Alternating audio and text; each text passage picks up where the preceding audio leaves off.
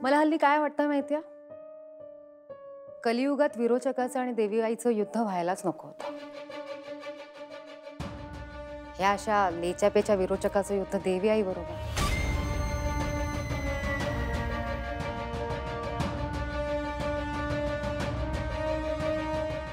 तू खरंच निडर असतीस तर देवी आईला घाबरून असे लपून वार नसते केलेस.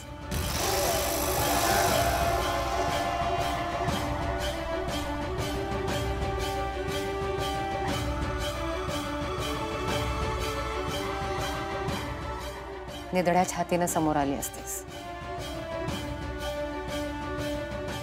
हे असं भेकडासारखं नसते वागलीस.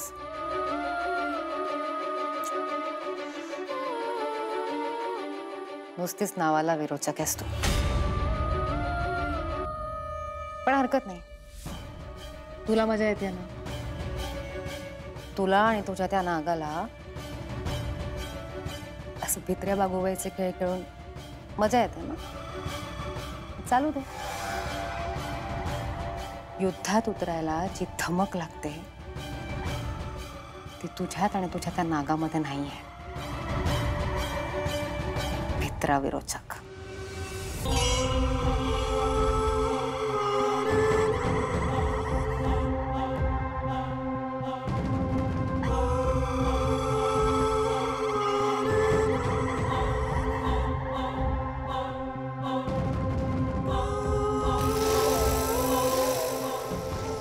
त्रिनयनेच्या लेखींनो, कळेल कळेल हा विरोचक आणि विरोचकाचा नाक काय करू शकतात ते. नाही युद्ध आधी शरणागती पत्करायला लावली ना तर नावाचा विरोचक नाही.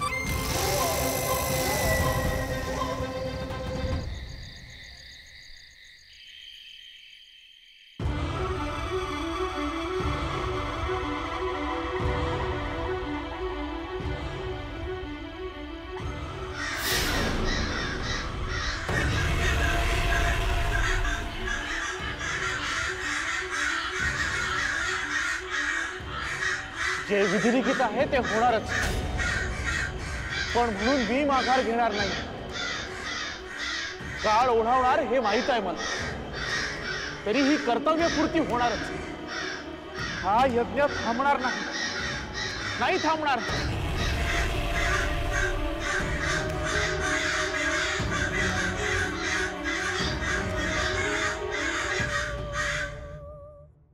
आज दिवसभर मी अस्तिकाचा विचार करते.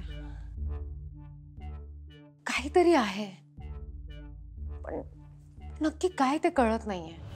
अस्तिकावर संशय असेल तर आपण तिला परत पाठवून देऊया. पण जर आपला संशय खोटा ठरला तर आपणच अडचणीत येऊ. नाही, संयम ठेवायला हवा. दुसरा काहीच पर्याय नाही आपल्याकडे. तरी बरं, ते बोवा भेटले लवकरात लवकर म्हणून जीवात जीव आला. नेत्रा, ते बोवा जो काही यज्ञ करणारे आहेत, मला अशी खात्री वाटते की नक्कीच काहीतरी मार्ग सापडेल. हा म्हणजे पुढच्या पेट्यांबद्दल आपल्याला कळेल, अस्तिकाचं गूढ समजेल लवकरात लवकर. निदान अशी आशा ठेवायला काय हरकत आहे. पण बाबा, त्यासाठी ते बुवा परत भेटायला हवेत ना. ते कधी भेटणार, कसे भेटणार आपल्याला काहीच माहित नाहीये. त्यांनी काही सांगितलंच नाहीये आपल्याला.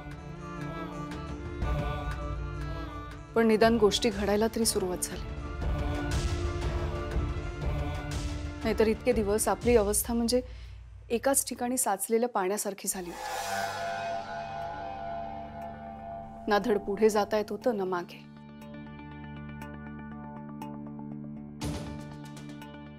पण आता बुवांमुळे घटनांना गती मिळाली आहे. आता विचार करू नकोस, शांतपणे झोप. आराम कर. बाबा, तुम्ही काळजी घ्या.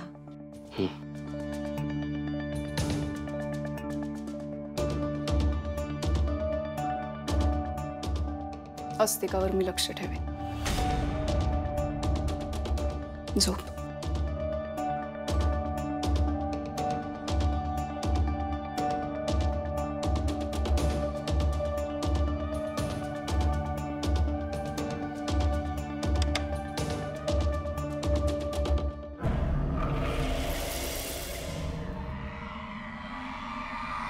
यज्ञ? कसला यज्ञ? यज्ञ कसला? कुठे होणार आहे? कोण करणार आहे? आणि कोण? बुवा कोण? अजून ते सगळं ठरायचंय. मग सगळी माहिती काढ आणि दे मला. सांग, मला कळायला हवंय मला की कुठे होणार आहे यज्ञ, कसला यज्ञ होणार आहे. शोधून काढते मी. पण या सगळ्यात अजून एक गोष्ट घडली आहे. बोल ग बाई पटापटा. नेत्राला माझ्यावर संशय आहे. संशय आलाय? असा कसा संशय आला? माहित नाही. तुला तुला सांगितलं होतं ना मी, प्रत्येक गोष्ट जपून कर म्हणून. माझा प्रयत्न तोच आहे. तुला कळत नाहीये? त्या त्रिनयनेच्या पोरींना एकदा संशय आला ना की त्या गोष्टीचा छडा लावल्याशिवाय शांत बसत नाहीत. मला कल्पना आहे याची, पण पण बीड नको आता. नेत्राच्या मनातला संशय काढ आधी. कसा घालू तेही मीच सांगू आता. माफी असावी विरोचका, पण तुम्ही नेत्राला जास्त ओळखता.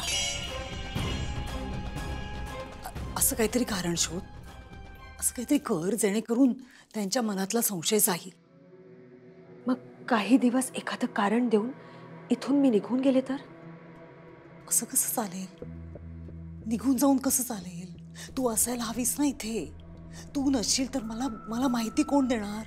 विरोचका, आपणच मार्गदर्शन करावं.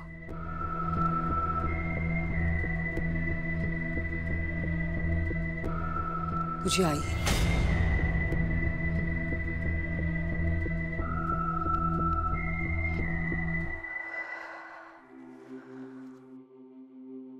त्रेतायुगातलं ते युद्ध महाभयंकर होतं.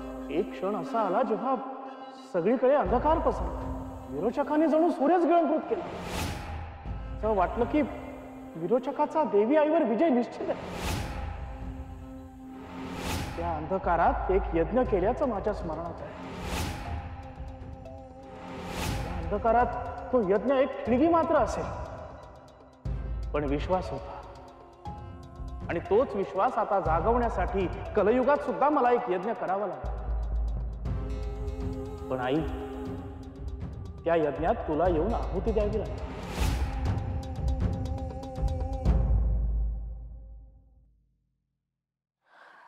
देवी आई,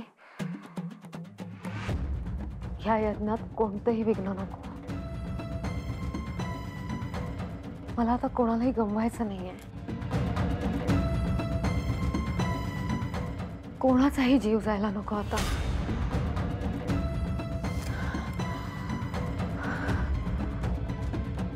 आई सगळ्यांना सुखरूप ठेव. हा यज्ञ लवकरात लवकर आणि निर्विघ्न पार पडू दे.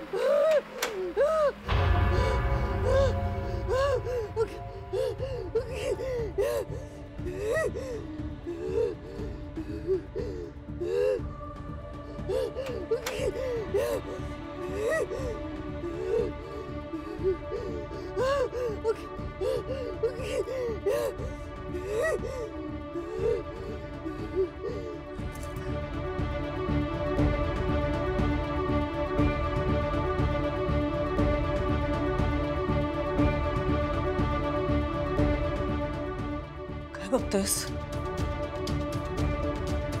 जा झोप जा जा.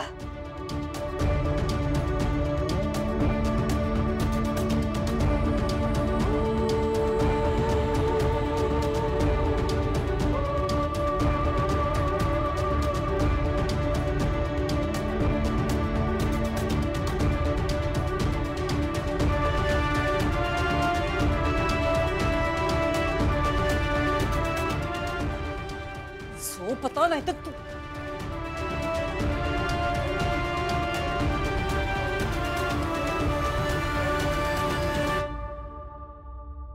झोप ना. बघतोयस काय? झोप.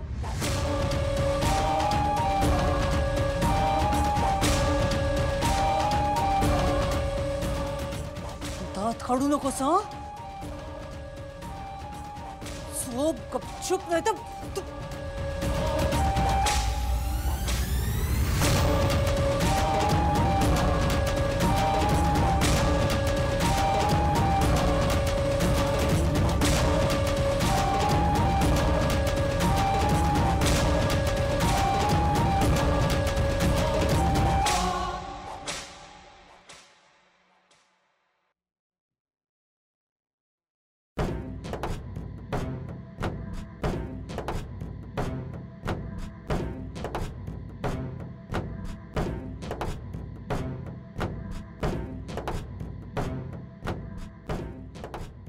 अग्नी, यज्ञ,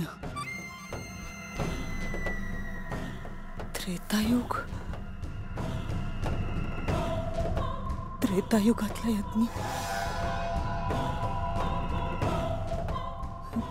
तोच यज्ञ आहे. हा यज्ञ थांबवायला हवा. थांबवायला हवा, नाहीतर मोठा अनर्थ होईल. अनर्थ होईल. थांबवायला हवा. यज्ञ थांबवायला हवा. आज रात्री 9:18 आपण यज्ञाला प्रारंभ करणार आहोत. ग्रहमानानुसार सगळं व्यवस्थित पार पडलं तर या यज्ञामुळे विरोचकाला अतोनात त्रास होईल.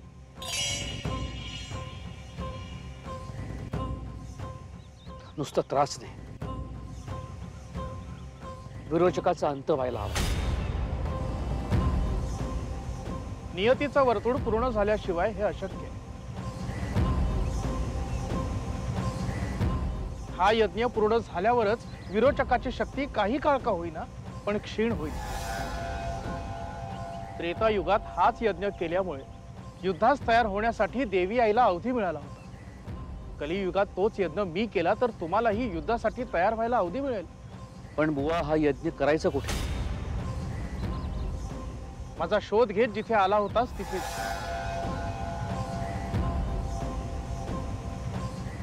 पण बुवा, मागे जेव्हा मी आणि अद्वैत तुम्हाला शोधत आलो होतो तिथे आता लोकवस्ती आहे. वस्ती असेल तुझ्यासाठी, माझ्यासाठी आणि देवी आईसाठी नाही. या विश्वाच्या बरोबरच एक समांतर विश्व आहे. आमचा यज्ञ तिथेच होईल.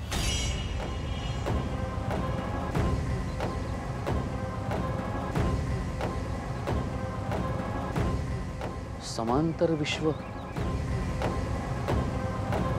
म्हणजे पॅरलल युनिवर्स.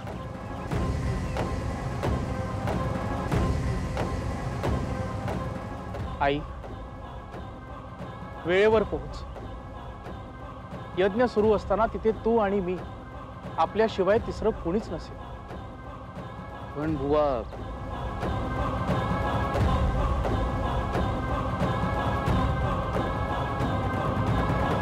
नेत्रा त्या समांतर जगात येणार कशी?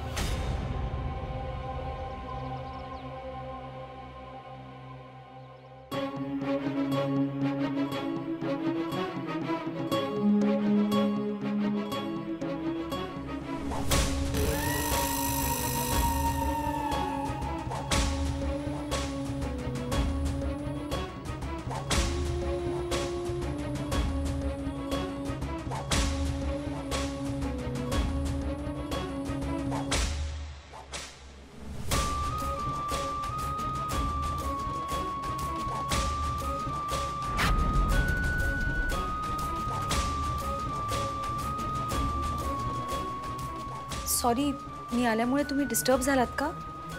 नाही. ओके. नेत्रा कुठे आहे? काही काम होतं का तुझं? नाही, काम ॲज सच नाही, पण घरात कुठे दिसली नाही ना म्हणून विचारलं. काही हवंय का तुला?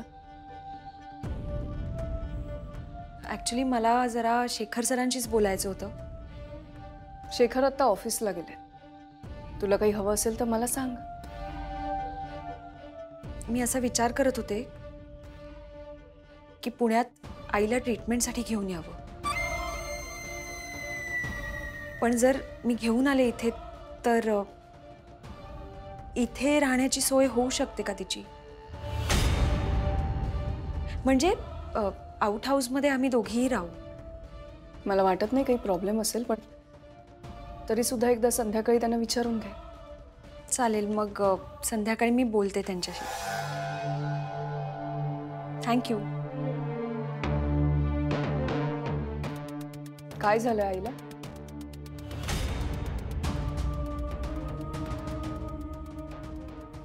आता कसं सांगू मी? ॲक्च्युली सतत आजारी असते आई. म्हणजे तिला काय झालंय, तिच्या आजाराचं निदान अजून काही झालेलंच नाहीये. त्यामुळे असं एक्झॅक्टली नाही सांगता येणार.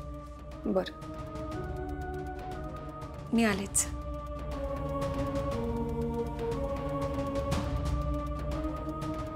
या अस्तिकाची आई इथे आली तर बरंच होईल.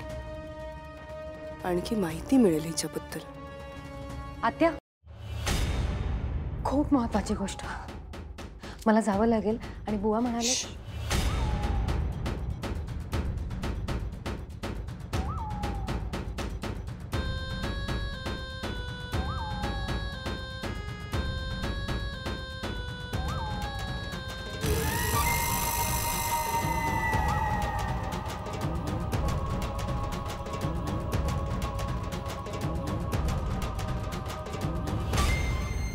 आज रात्रीच तो यज्ञ होणार आहे. नक्की हेच ऐकलंयस तू? मी व्यवस्थित ऐकलंय. आजच होणार आहे यज्ञ. माहित होतं मला, या त्रिनयनेच्या लेखी शांत बसणार नाही. विरोचकाला मात देण्यासाठी प्रत्येक मार्गाचा वापर करणार. विरोचका काळजी नसावी, विजय आपलाच होणार. तो यज्ञ व्हायला नको. थांबव तो यज्ञ. आपण जशी आज्ञा द्याल तसं कार्य मी पार पाडेन. कुठे होणार आहे यज्ञ? माहित नाही. बुवा कुठे राहतात काही बाबांना ते बुवा जिथे भेटले होते ना, तिथेच एक जागा आहे. मी सुद्धा येते. आत्या, त्या यज्ञासाठी मला एकटीला जावं लागेल. बुवांनीच तसं सांगितलंय. बुवांनी बाबांना सुद्धा नका येऊ म्हटलं. बरं, कधी जायचंय तुला? आज रात्रीच जायचंय. तिला जाऊ दे, तू तयार राहा. मी समजले नाही. हा यज्ञ पार पडला तर आपलं फक्त आणि फक्त नुकसानच होऊ शकतं. मला आठवतंय, त्रेतायुगात असाच एक यज्ञ झाला होता.